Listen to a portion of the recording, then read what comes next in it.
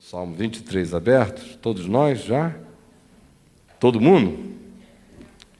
Quem é que não trouxe Bíblia para esta reunião? Só para eu ter uma ideia assim. Tenta trazer, rapaz. Não pesa não. Garanto que você carrega a coisa mais pesada por aí.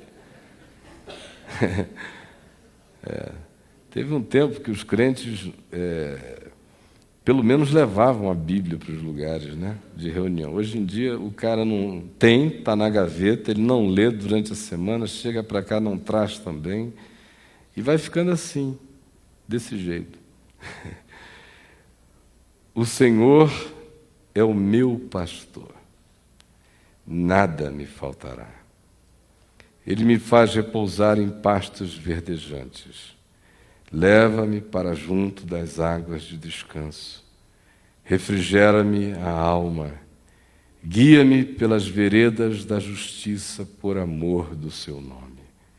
Ainda que eu ande pelo vale da sombra da morte, não temerei mal nenhum, porque tu estás comigo. A tua vara e o teu cajado me consolam. Preparas-me uma mesa na presença dos meus adversários. Unges-me a cabeça com óleo, o meu cálice transborda. Bondade e misericórdia certamente me seguirão todos os dias da minha vida, e habitarei na casa do Senhor para todo sempre. Amém. Há pessoas que já ficaram tão acostumadas à leitura deste salmo que, quando existe a sugestão de que porventura se vai pregar a respeito, internamente muitos já se desconectam, já se desligam, já dizem, isso aí eu sei desde o tempo que eu não sabia, já nasci sabendo, já estava condicionado, já tinha no subconsciente, pelo menos, a informação. Cansei de ver enterros em filmes. Todo enterro em filme só dá Salmo 23, não é? Então, cada enterro em filme é com certeza um pedaço, um fragmento de Salmo 23 que a pessoa ouve e vai se anestesiando sem, de fato, se apropriar do significado, muito à semelhança daquela história antiga e verdadeira a respeito de um poeta que declamava muitas poesias num determinado lugar e, em meio às suas declamações, ele viu assentado no lugar um velho ministro do Evangelho, um pregador da palavra, e, querendo um momento de improviso, ele sugeriu que o ministro deveria vir até a frente para recitar o Salmo 23. E o ministro disse, eu irei, mas o senhor recite também, eu gostaria de ouvir com a sua voz. E ele recitou com toda aquela beleza de impostação, de respiração, de métrica, de volume, de eloquência, com todas as artes, não só da poesia, mas da elocução. E quando terminou, o povo aplaudiu intensa e freneticamente a beleza do que ele havia manifesto e deram a palavra ao velho, encanecido e ao quebrado ministro do Evangelho, que com a sua voz não impostada de modo algum, sem busca de nenhuma técnica, sem coisa alguma, simplesmente suspirou, recitou o que estava não como uma memória na sua mente, no seu cérebro, mas como um imprimato no seu coração. E quando ele terminou de recitar, ninguém aplaudiu, mas muitos choravam. E o poeta veio e disse, sabem qual é a diferença? É que eu sei o salmo do pastor, e ele conhece o pastor do salmo. A maioria de nós sabe apenas o salmo do pastor, o Salmo 23. O convite é para que a gente conheça o pastor do salmo. Essa é a diferença de todas as coisas. Não há nada novo a ser dito, vocês me compreendem? A gente pode fazer elucubrações aos milhares a respeito de coisas interessantes e provocativas, que fazem cócega no nosso cérebro, que podem trazer provocação à nossa mente, que podem gerar algum tipo de estímulo vaidoso de percepção até nas apreensões e captações de entendimento do nosso espírito. Mas ao final sobra apenas uma questão: você conheceu ou não conheceu aquele acerca de quem você recitou, falou, poetizou, anunciou, provocou, elucubrou, teologizou, fez o que fez? É apenas algo que faz parte dos seus processos mentais, cerebrais, psíquicos, culturais, ou de fato é algo que entrou em você, que estabeleceu raízes, que se fincou e que pôs o espigão no cerne do seu ser, que se transformou numa realidade absolutamente mais essencial do que qualquer coisa que você possa chamar de essência, porque se transformou na própria razão da sua vida e do seu ser. Enquanto não é assim, enquanto assim não for, o que a gente apenas tem é o salmo do pastor, mas não se tem a relação profunda com o pastor do salmo. O salmo começa dizendo: o Senhor é o meu pastor. E quem diz isso é um homem que, quando menino, já desde a casa do seu pai, fora educado a cuidar de ovelhas, como pastor de ovelhas, que usa a vara, o cajado, que as guia, que as leva para beber água, que cuida delas quando o predador chega, que passa com elas pelas veredas escuras, que as faz repousar em pastos verdes e suaves e macios, que tem prazer em direcioná-las ao lugar da vida e não da morte, que expulsa os adversários que porventura a elas cheguem e as cata e as unge e pensa as suas feridas e as trata com amor e as encaminha para um redil, para um abrigo de paz que lhes dá segurança e aquilo que ele mesmo, na relatividade da sua experiência humana, da sua idade, da sua juventude, fazia com amor pelas ovelhas. Ele imagina, apenas imagina, sendo ele consciente da sua própria relatividade, que aquele que sobre ele estava faria infinitamente mais do que tudo quanto ele podia pensar e imaginar. Daí ele tirar do melhor da sua percepção de carinho, de cuidado, de atenção de um pastor para com a ovelhinha, o significado paradigmático do que deveria ser, de maneira amplificada ao infinito, o cuidado, o amor, o carinho, a proteção, a direção, o amparo, a consolação, o estímulo, a transcendência e, sobretudo, o cuidado de gerar um refúgio de segurança para cada um de nós nesta vida e já. E ele apanha a experiência dele e diz: se eu sou assim com essas ovelhas, o Senhor, sendo meu pastor, será infinitamente mais comigo, infinitamente mais com a minha própria vida. Só que a gente se acostumou a ler este salmo conforme a tradução dele para o português, que diz: o Senhor é o meu pastor e nada me faltará. E a associação do nada me faltará é sempre a provisão, a uma espécie de apólice de seguro. Se eu tenho o Senhor, eu posso ficar tranquilo, porque se houver incêndio, já está remunerado, está tudo coberto, tudo bem. É o melhor negócio. De fato, o texto original no hebraico não dá esse encaminhamento de conotação com o qual o salmo ficou nas nossas mentes. O Senhor é o meu pastor, nada me faltará, como se significasse que eu iria ter todas as provisões de todas as coisas que eu julgue sejam necessárias para a minha vida. Aí coloca Deus a serviço da minha necessidade o tempo todo. De fato, A tradução para o inglês ficou extremamente mais próxima do sentido hebraico do que a nossa, porque no inglês está dito: o Senhor é o meu pastor, I shall not want. Eu não terei carências que sejam decorrências do desejo. Eu não terei o desejo como aquele que dita a minha necessidade. Porque o Senhor é o meu pastor,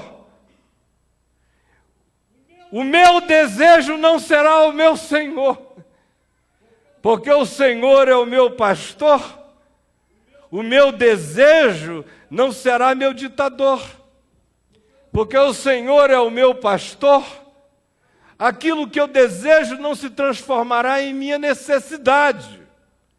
Porque o Senhor é o meu pastor, os meus desejos estarão calados na certeza de que Ele cuida de mim. Eu não terei listas a oferecer. Justamente por isso, não tereis frustrações a viver. Eu não apresentarei a Deus expectativas, nem projetos, nem modelos do que me satisfaria. Justamente por isto, serei surpreendido todos os dias pela misericórdia de Deus e pela graça dEle, com a fisionomia com a qual Ele configurar as coisas diante de mim.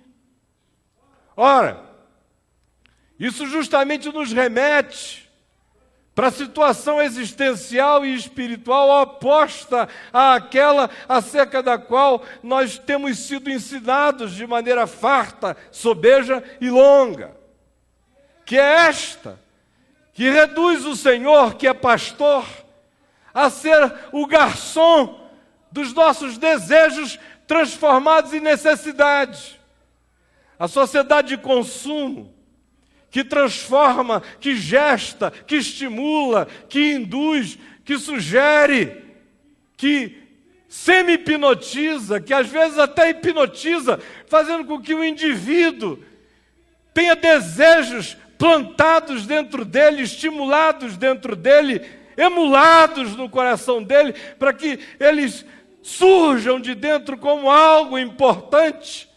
Essa sociedade aqui instituiu o desejo humano como necessidade, e que nada mais é do que uma manifestação totalmente diabólica, porque assim é o diabo.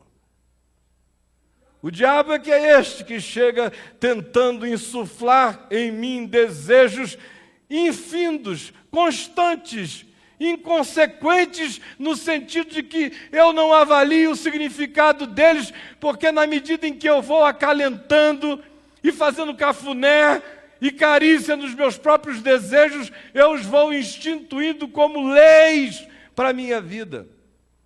E depois de um tempo, eu corro, sem saber porquê, me afadigo por dezenas de coisas, sem jamais avaliar o significado delas. Nem sequer imagino como teria sido a vida antes de que essas coisas existissem. E vou vivendo cada vez mais sob a opressão de um aparato de necessidades inventadas pela indução do desejo. E fico fazendo oração a Deus, rogando que Ele seja o pastor dos meus desejos.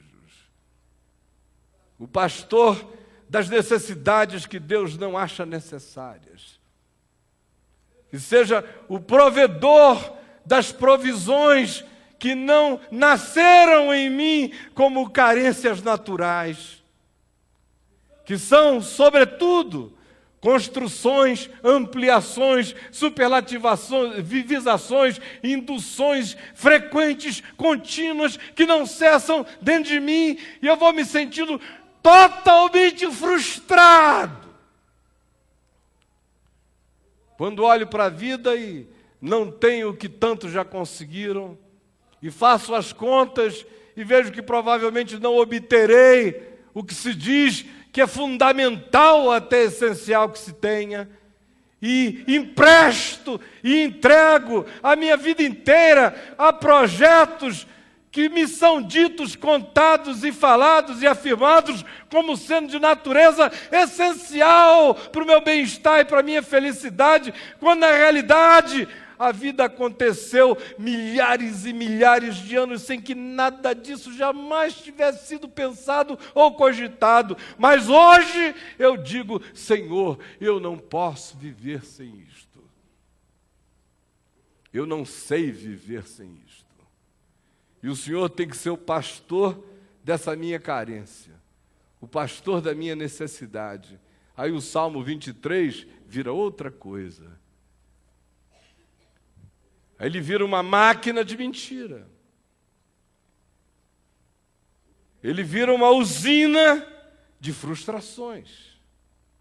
Ele se associa a nós para nos fazer mal, porque eleva um padrão para um nível de falsa expectativa e me coloca numa devoção a Deus cheia de barganha, que pede dele que realize aquilo que em mim se instalou primeiro como um desejo, que foi provocado, seja pela minha química orgânica, seja pela minha fantasia psicológica, seja pela indução social da sociedade de consumo, mas é algo que não nasceu comigo, não nasceu em mim, foi pregado em mim, e agora eu trato como se fosse uma parte do meu próprio corpo, o meu próprio coração, um órgão do meu viver. E Deus fica com a responsabilidade de ser Deus para realizar essas coisas, sem que a gente perceba que o que de fato o Salmo está dizendo é o oposto disso tudo. O que ele está dizendo é que se Deus é Deus na minha vida, se o Senhor de fato é o meu pastor, isso me basta. Eu não estarei sob a tirania do desejo. Não se instituirá, não se estabelecerá em mim nenhuma carência com a tirania soberana que faz a pessoa a ela se render. Ao contrário, a minha salvação desse poder de carências esmagadoras, de desejos deificados e divinizados da minha alma, é o fato de que o Senhor é o meu pastor. Se eu digo em verdade, o Senhor é o meu pastor, eu relaxo no resto. I shall not want. Eu não carregarei esses desejos como leis instituídas, como tiranos da minha vida. Porque afinal a pergunta é: todas essas coisas que se seguem a essa afirmação inicial do Salmo são de fato balela, minha gente. Se o Senhor não for o meu pastor, o Senhor é o meu pastor e nada me faltará. Porque Ele é o meu pastor, eu não vou sentir falta de nada. Como diz o Salmo 16, eu não tenho nenhuma outra riqueza, nenhum outro tesouro, nenhum outro bem, senão a Ti somente. Redundância extraordinária. Ele diz: eu não tenho nenhum outro bem, senão a Ti somente, ó Senhor. Como se ter Deus não fosse tudo. Tudo que basta, tudo que é necessário. O Senhor é o meu pastor, pronto. O mais só faz sentido se o Senhor for o pastor, do contrário, tanto faz. É balela. Pastos verdejantes. Desde quando grama verde fez alguém feliz? Não haveria suicídio na Suécia, nem na Holanda. Água fresca. Você já foi para uma cachoeira angustiado? Com uma angústia maior do que a cachoeira? Não estou falando dessa angustiazinha de calor, não. Assim, ó. Essa aqui é banho gelado que tira. Mas quando bate aquele bafo de agonia, pode entrar em águas geladas do Alasca, que a sua alma continua se lascando. Nada muda. Perca seu pai e sua mãe, que você ama, e seja levado para a Disney no dia seguinte, veja se você vê alguma coisa.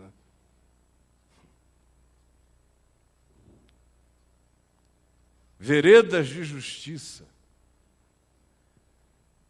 Quem é que anda em veredas de justiça e é guiado por veredas de justiça e aproveita isso, se não tiver o Senhor como pastor? Do contrário, ele nem enxergará ou no máximo entenderá isso como o caminho da lei.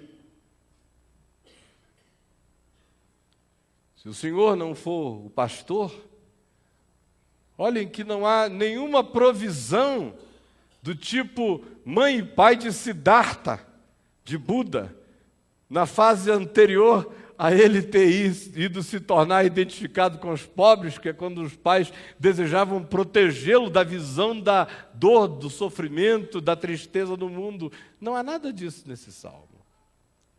Ao contrário, ele fala de inimigos, adversários, ele fala de oposições, ele fala da necessidade da justiça num mundo de injustiça, de refrigério num mundo de estafa, de descanso num mundo de canseira.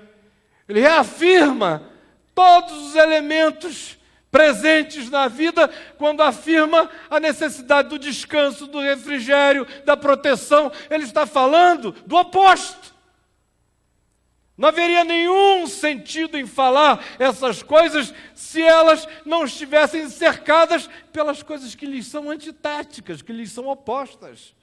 Esse mundo é canseiro e enfado, não é refrigério, é sofreguidão, é angústia, é agonia, é bafo, é peso, é oposição, é adversidade, são sombras de morte postas sobre nós com extrema frequência.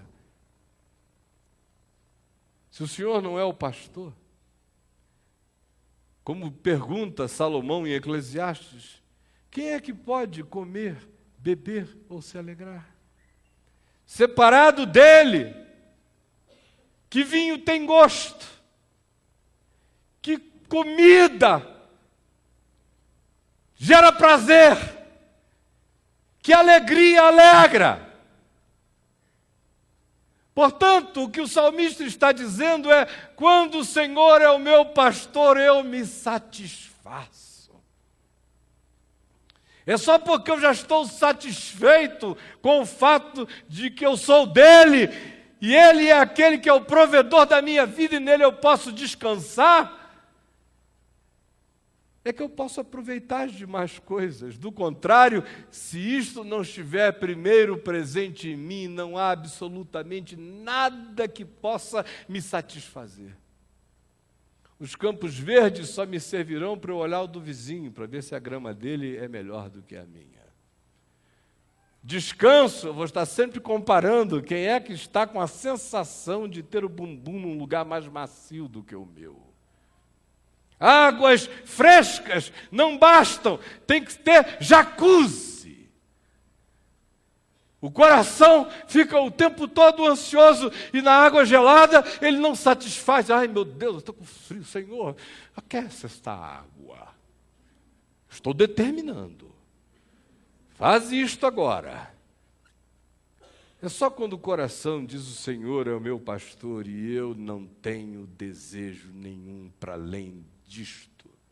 Eu estou confiado e confiante no fato de que Ele vai cuidar de mim. É que eu posso usufruir o que o Salmo diz que é usufruível na vida. Aí, a grama verde me será agradabilíssima. Aí, então, águas frescas me refrescarão. Aí, então, eu serei guiado e me deixarei guiar por veredas de justiça por amor do seu nome. Aí então, por mais oprimido que o mundo fique, eu encontrarei nele refrigério, descanso, oxigênio para o meu ser, vida, alento.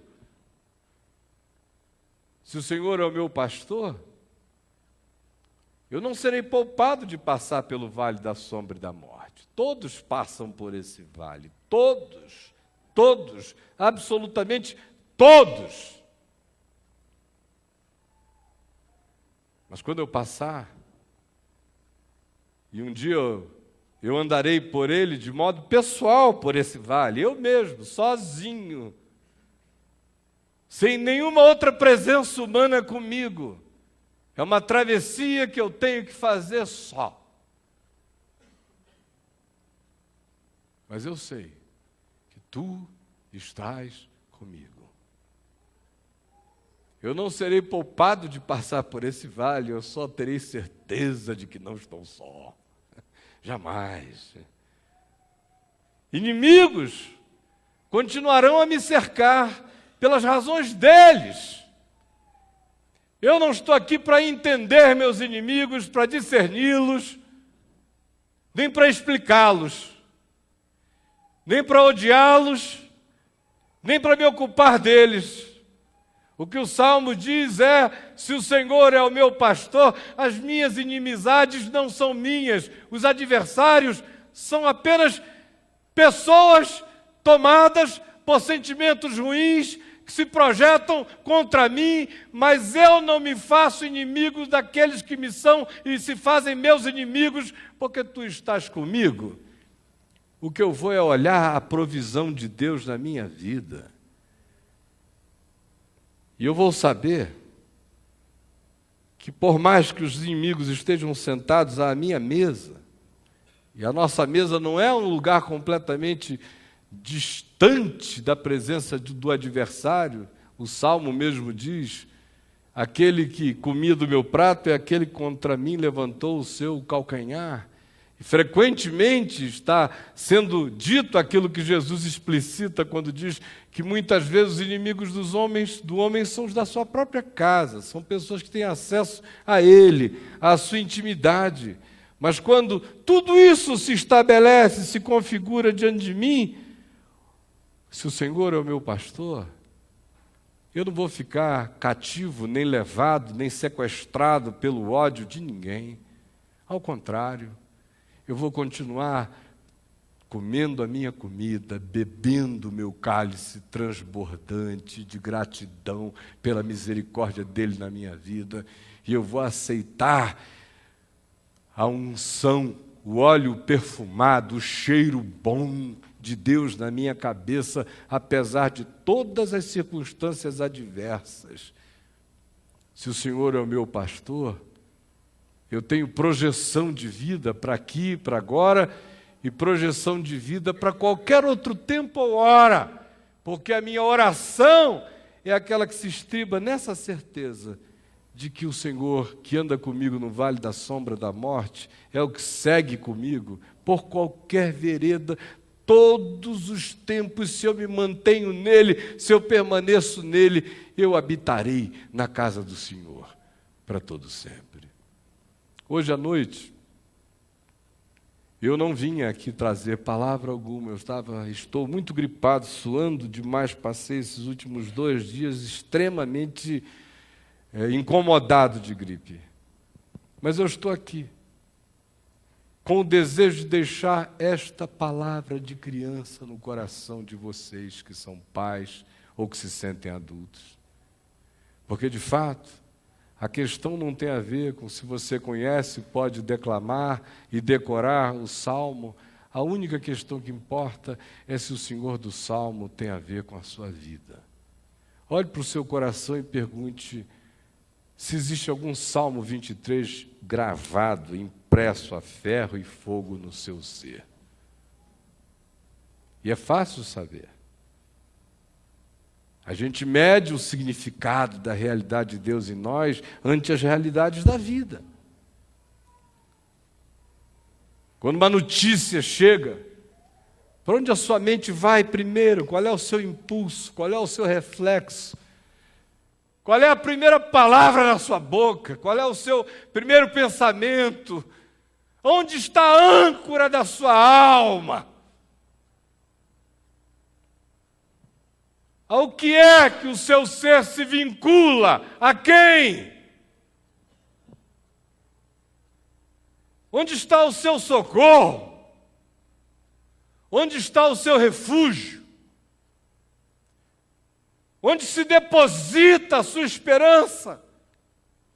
Quem é o credor da sua vida? Quem é o advogado da sua existência? Quem é o guardador do seu caminho? Quem é o encaminhador das suas veredas? Se o Senhor é, o que se vai estabelecer em mim é uma libertação profunda das forças obsessivas do desejo e da construção de necessidades fantasiosas a partir deles. E eu me contentarei no Senhor Jesus. E eu me alegrarei e me regozijarei nele. Porque ainda que meu pai e minha mãe me desamparassem, o Senhor me acolheria. Porque ainda que um exército se acampe contra mim, não se atemorizará. Se estiver no Senhor a minha confiança, não se atemorizará o meu coração. Vocês estão pensando que é coisa pequena que eu estou falando a cada um de vocês hoje aqui? Quem me dera de todo o meu coração, cada um que aqui está pudesse crer com as vísceras do ser, em cada palavra que está sendo dita, na simplicidade do que está sendo falado, porque cada uma dessas coisas é verdade. E as únicas realidades que de fato importam na vida são essas. E elas nascem desse sentido absoluto que eu só tenho quando eu digo com todas as dimensões do meu ser, em fé, todos os dias, renovando a consciência, o compromisso, a alegria, o privilégio que vai se manifestar como confiança e descanso. Que o Senhor é o meu pastor. E por causa disso, eu não serei guiado pela ditadura dos desejos. Não terei dentro de mim a idolatria do supérfluo. Não carregarei dentro de mim as propostas existenciais da vaidade. Eu vou confiar minha vida a Ele, aos cuidados dEle. Se Ele é Deus mesmo. E eu só digo que Ele é meu Deus porque eu tenho experimentado e tenho provado a realidade da presença dEle em mim. E por causa disso, o meu caminho se torna simples. Eu não serei guiado pelas ditaduras do desejo, o que me dará a possibilidade de, deitando no campo verde, me rejuvenescer. Necessitado de descanso, poder descansar. Precisando de algum tipo de refrigério, poder obtê-lo e usufruí-lo. Sendo imposta a presença da sombra da morte sobre mim, não temendo, porque eu não sou preservado da experiência da sombra da morte, eu sou preservado do medo, quando ela chega ou quando ela vem. A minha vitória é não temer, a minha vitória é me sentir guardado, o meu sucesso é estar absolutamente certo de que nada tenho, mas no Senhor eu possuo tudo. Esta é a palavra do Evangelho para mim e para você, hoje à noite. Quem quiser e puder recebê-la, que a receba. Quem tiver ouvidos para ouvi-la, que a ouça. E que a transforme em vereda de vida, para que ela não fique como uma proposta poética de um salmo idiota que não se transforma em realidade na nossa vida, porque a gente nunca chamou a Deus para a experiência da vida na dimensão proposta. Não como poesia, mas como experiência de confiança todo dia. Ou será que alguém aqui diz que não tem um ambiente exato para viver a experiência deste salmo? Nos desertos que nos cercam, e são tantos, até mesmo a ilha verdejante só me será aprazível se o Senhor estiver no meu coração, senão eu ficaria angustiado, dizendo, meu Deus, Estou nessa ilha de verde, cercado de deserto por todos os lados. Até quando? Nada faz sentido se o sentido essencial não estiver estabelecido. Nada tem gosto se o prazer primeiro e eterno não estiver posto em mim. Nada refresca se o hálito de Deus não for o vento na minha face. Nada me dará segurança se eu já não tiver resolvido no coração o medo da morte pela presença de Deus em mim. Nenhum lugar será o meu lugar se eu já não tiver a certeza do meu lugar na morada eterna na casa do Pai para todo sempre. Nenhuma experiência da vida me será útil se eu não puder dizer: a tua vara e o teu cajado me consolam. Porque sem Ele, o que adianta você provar tudo, experimentar tudo, ou se tornar um grande casca grossa que diz: provei de tudo, sei tudo, e estou assim, blasé, sem gosto para mais nada. Uma alma Gimli, que provou dos Copacabanas Palace a qualquer outro prazer e que vai perecendo e diminuindo os poderes de aquisição e aumentando os volumes de frustração na alma. O Senhor é o meu pastor e nada me faltará. Ele me faz repousar em pastos verdejantes. Leva-me para junto das águas de descanso. Refrigera a minha alma. Guia-me pelas veredas da justiça, por amor do seu nome. Ainda que eu ande pelo vale da sombra da morte, não temerei mal nenhum, porque tu estás comigo. A tua vara e o teu cajado me consolam. Preparas-me uma mesa perante mim, na presença dos meus adversários. Unges-me a cabeça com óleo, e o meu cálice transborda. Certamente que a bondade e a misericórdia me seguirão todos os dias da minha vida, e eu habitarei na casa do Senhor para todo sempre. Amém e amém. Vamos ficar em pé, todos nós. Pegue na mão do irmão, da irmã, do amigo que está aí ao seu lado.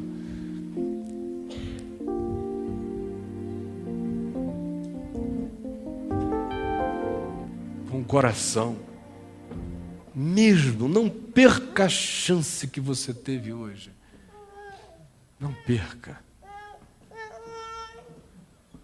De ao invés de aprender sobre o pastor do Salmo, o Salmo do pastor, de fato vir a conhecer o pastor do Salmo. Para conhecer o pastor do Salmo, a gente tem que se entregar em confiança, tem que se abandonar em fé, tem que dizer ainda que, todas as caretas, todas as assombrações da morte, todas as sombras venham sobre mim, eu não temerei mal nenhum, porque tu estás comigo.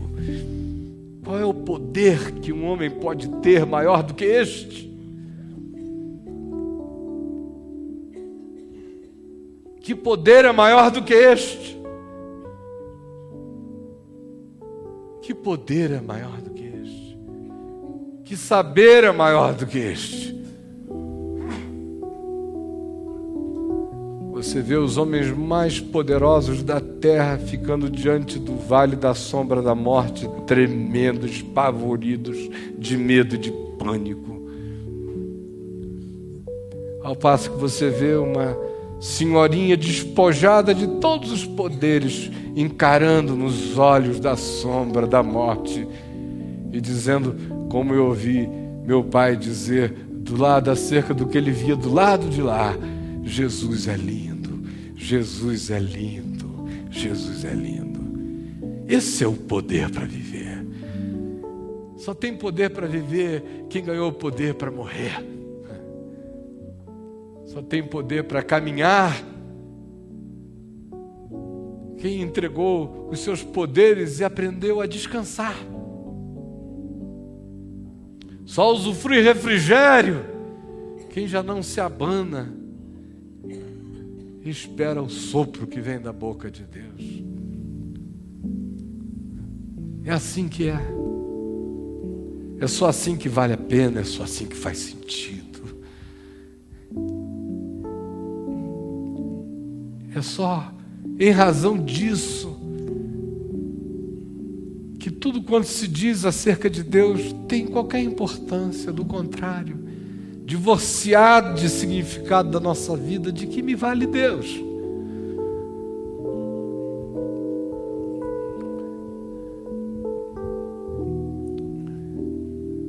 Senhor Jesus, Senhor Jesus, não adianta tu teres ressuscitado de entre os mortos se o meu coração continua a cultuar a morte, se eu continuo a viver sob medo.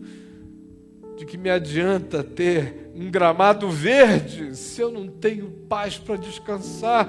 De que me adianta água fresca se meu coração está abafado de angústias? De que me adianta, Senhor, ter poder na terra se eu tremo diante da sombra da morte? De que me adianta ter comida, bebida, vinho, cálice, se eu fico comendo o pão da amargura que me servem os meus adversários? De que me adianta ter palácios se eu não tenho a certeza de que eu habitarei na casa do Senhor para todo sempre? De que me serve Deus se eu apenas penso em Deus como aquele que me serve? Senhor, me ensina a te servir, e aí tu me servirás. Me ensina a confiar, e aí confiado estarei. Me ensina a crer, e aí protegido serei. Me ensina a saber que tu estás comigo, e aí nada mais terá importância capital. Eu quero de todo o coração renovar as esperanças da minha alma e do meu espírito em relação a Ti. Porque aí, Senhor, eu não serei tiranizado por nenhuma fantasia, por nenhum desejo emulado dentro de mim. Eu descansarei em Ti e direi: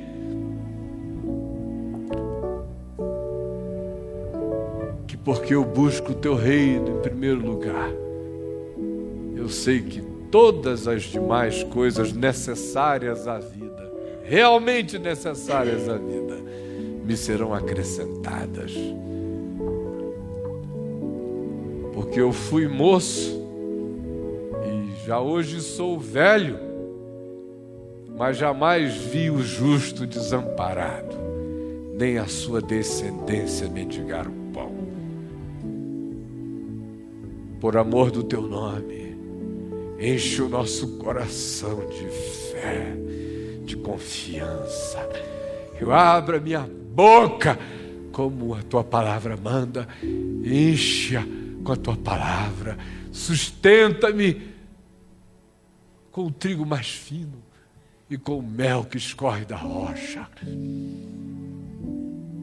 Pai, vem saciar o nosso coração com o pão da verdade, da confiança e da paz.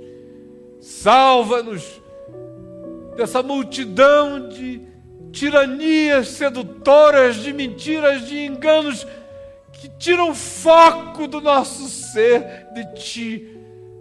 e nos fazem seres pequenininhos, correndo atrás de graminhas mais verdes, de aguinhas mais frescas, de veredinhas mais asfaltadas, de um caminhozinho mais protegido, de uma mansãozinha mais garantida, para que a gente fique dentro dela angustiado, insone, febril de medo, aflito, panicado, deprimido, frustrado, se comparando, se medindo com todos e nos encontrando sempre aquém das possibilidades consumistas, desgraçadas e diabolicamente construídas como escravizadores do nosso ser, pelo amor do teu nome. Por favor, coloque cada um de nós aqui a experiência em fé que nos fará satisfeitos de tudo, contentes em Ti. Tu és a nossa satisfação, Tu és o nosso contentamento. Nós não teremos desejos loucos. E Tu vais satisfazer aos desejos do nosso coração, se nós endireitarmos em Ti as nossas veredas. Faz isto por nós e, no que nos diz respeito, permite que façamos nós isto por nós mesmos em Ti, nos entregando em fé agora e usufruindo o que Tu nos ofereces, ao invés de ficarmos falando acerca do que Tu dizes. Eu peço que seja assim com cada um aqui, em nome de Jesus. Amém.